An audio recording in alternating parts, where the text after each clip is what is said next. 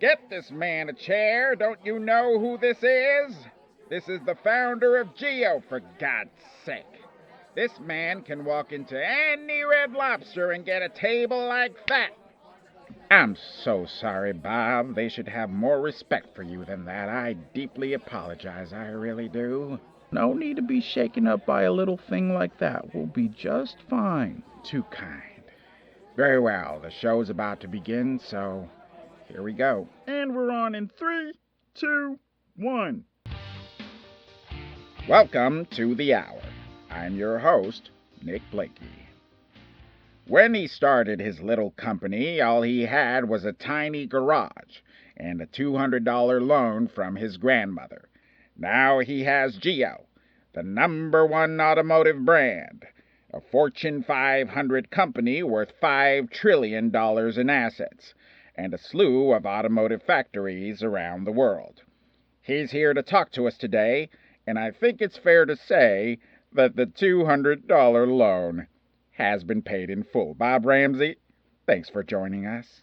Why, thank you for having me. By the way, I should mention that, no, I never actually did pay my grandmother back. The $200 loan, that is. So. Okay, that's a bit, surprising to hear that. Bob, how did you do it?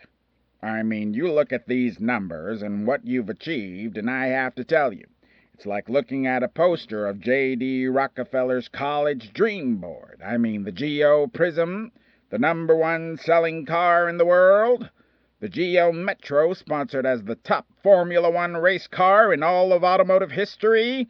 Also, you put Toyota out of business in its 5th year and did a hostile takeover of Bentley and Honda in the same day.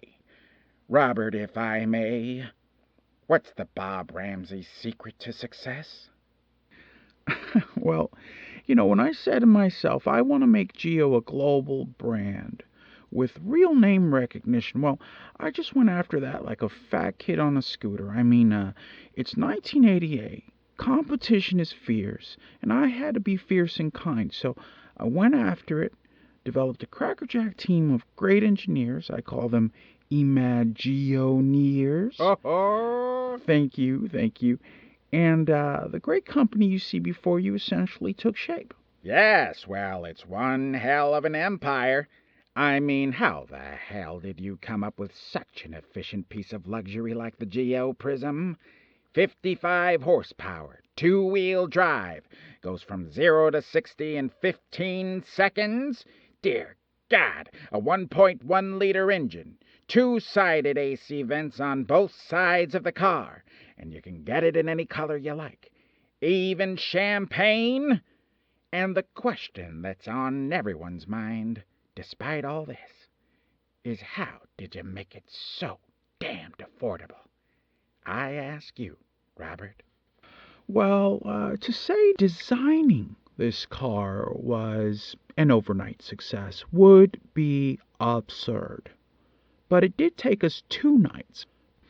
At the end of the day, Nick, the Geo Prism is my pièce de résistance. It is my holy grail of creativity, and how we made this fine American piece of machinery affordable is by making sure it was all 100% put together by the kind-hearted people of China. Now that, if you ask me, Nick, is a true American tale come to life. Indeed it is.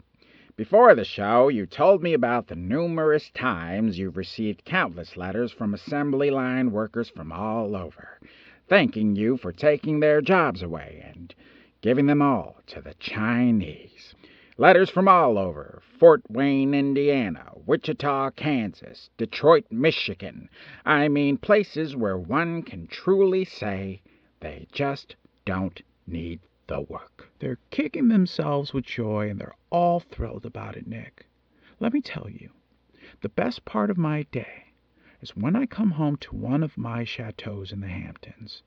I take a look around at every Armani suit I have, every car I own, every bottle of wine in my cellar, and every luxurious asset I can lay these pretty eyes upon. And I say to myself, this is what it's really all about.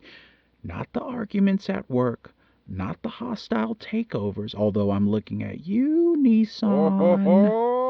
No, not that. It's when I can come home, relax, and just bask in the glory of my own success and roll around in pure, unadulterated luxury. It's absolutely fulfilling and really touches a lot of hearts, I think. Oh, that's beautiful to hear, Bob, and I'm sure that warms the hearts of millions of people out there. Robert, tell us about the...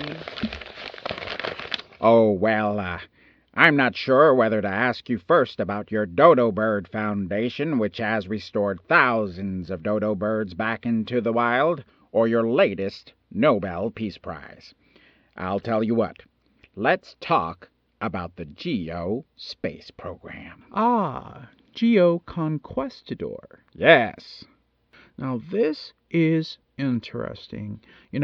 I was living in France taking a little 5-year hiatus. As you do. And after winning the Tour de France on my second try, none of us is perfect. Course not. Course not. Seeing all that land and atmosphere really reminded me that we live on a planet. And knowing that there is just so much more out there that we haven't seen, it started to get my creative juices flowing. So I started to talk to Neil Armstrong. An old friend. Yes.